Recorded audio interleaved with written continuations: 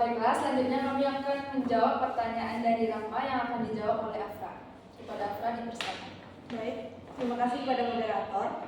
Di sini saya akan menjawab pertanyaan dari Rahmatri Afwita dengan NIM 23042197. Pertanyaannya, apa alasan utama pemerintah mengusulkan wacana anggaran pendidikan berbasis pada pendapatan negara? Pemerintah mengusulkan wacana anggaran pendidikan berbasis pada pendapatan negara karena ingin mencari sumber pendanaan alternatif untuk mendukung sektor pendidikan. Hal ini disebabkan oleh tekanan anggaran yang dihadapi pemerintah dalam beberapa tahun terakhir. Menurut Kementerian Keuangan, perubahan skema alokasi anggaran pendidikan ini bertujuan untuk menjaga konsistensi, fleksibilitas, dan keberlanjutan anggaran pendidikan. Namun, wacana ini juga memunculkan pertanyaan tentang implikasi jangka panjangnya terhadap keberlanjutan pendidikan di Indonesia. Beberapa pihak khawatir bahwa perubahan ini dapat menyebabkan ketidakstabilan sumber pendanaan, prioritas pembiayaan pendidikan tersisih, kesenjangan pembiayaan pendidikan antar wilayah. Oleh karena itu, perlu dipertimbangkan secara matang sebelum membuat keputusan tentang skema alokasi anggaran pendidikan. Sekian dari saya kembalikan kepada moderator. Terima kasih. Baiklah, terima kasih kepada Afra. Itulah jawaban dari kelompok kami. Selanjutnya pertanyaan dari Zahwa akan dijawab oleh Mutiara. Pada Mutiara dipersilakan. Baik, terima kasih kepada moderator. Saya akan menjawab pertanyaan dari Zahwa, yaitu apakah perhitungan anggaran pendidikan berbasis pendapatan negara akan mengurangi nominal anggaran pendidikan dibandingkan jika berbasis total belanja negara? Perhitungan anggaran pendidikan berbasis pendapatan negara berpotensi mengurangi nominal anggaran pendidikan dibandingkan jika dihitung berdasarkan total belanja negara. Hal ini karena pendapatan negara umumnya lebih kecil dari belanja negara yang sering mencakup pembiayaan defisit melalui utang. Misalnya, jika pendapatan negara sebesar 2.400 triliun dan belanja negara 3.000 triliun, maka alokasi 20% dari pendapatan hanya menghasilkan 480 triliun untuk pendidikan. Sedangkan jika dihitung dari belanja, anggaran bisa mencapai 600 triliun. Perbedaan ini cukup signifikan dan berdampak langsung pada besarnya dana yang tersedia untuk sektor pendidikan.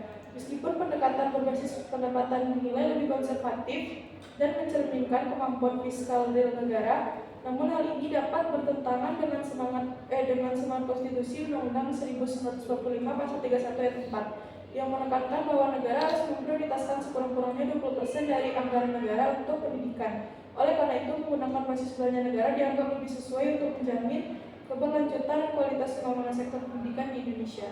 Itu saja jawaban yang dapat saya berikan. Saya kembalikan kepada moderator. Baiklah, terima kasih kepada Mutiara. Itulah jawaban dari kelompok kami. Baiklah, selanjutnya pertanyaan dari Nur Rahma akan dijawab oleh Zafran. Kepada Zafran dipersilakan. Baik, saya akan menjawab pertanyaan dari Nur Rahma dengan pertanyaan jelaskan mengapa penerapan anggaran pendidikan berbasis pendapatan negara bisa menimbulkan polemik dalam kebijakan fiskal pemerintah. Penerapan anggaran pendidik berbasis pendapatan negara menimbulkan polemik dalam kebijakan fiskal karena beberapa alasan fundamental. Yang pertama, ketidakstabilan dana alokasi.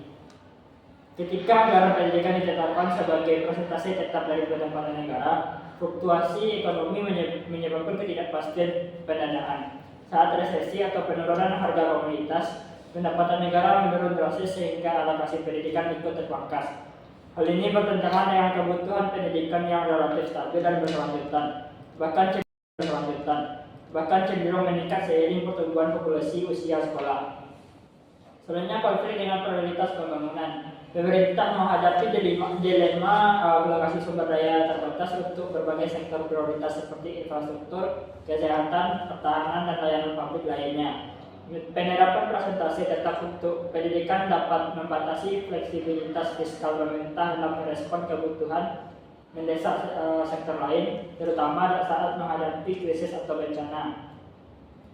Selanjutnya, masalah efisiensi dan akuntabilitas. Jaminan alokasi dana yang besar tidak otomatis menghasilkan peningkatan kualitas pendidikan. Tanpa mekanisme pengawasan evaluasi yang ketat, dana pendidikan berisiko digunakan secara tidak efisien atau bahkan menjadi sumber korupsi. Kritikus berpendapat bahwa fokus seharusnya pada efektivitas penggunaan dana, bukan sekedar besaran alokasi. Demikian jawaban dari saya kembalikan kepada moderator.